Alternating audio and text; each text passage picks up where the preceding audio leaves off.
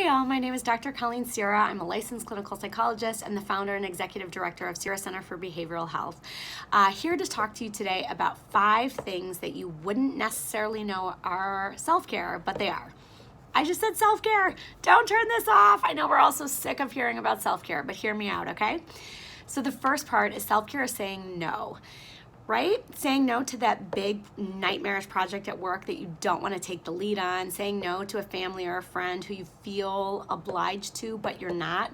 Self-care is saying no. So that's important to consider.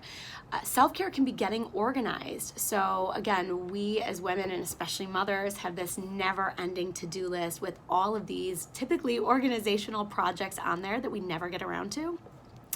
And so reserving some time to actually tackle one of those projects, to declutter that space in your home that's making you crazy, that is an act of love and an act of self-care. So maybe you've got permission now to do that.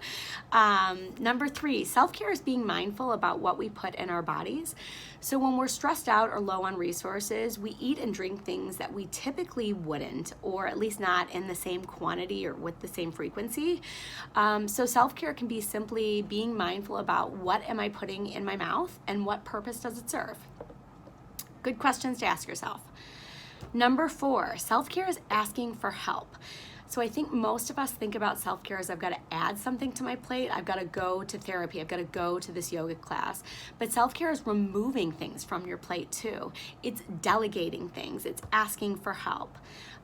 Something to experiment with. Tricky, but definitely something to experiment with. And lastly, self-care can be brief.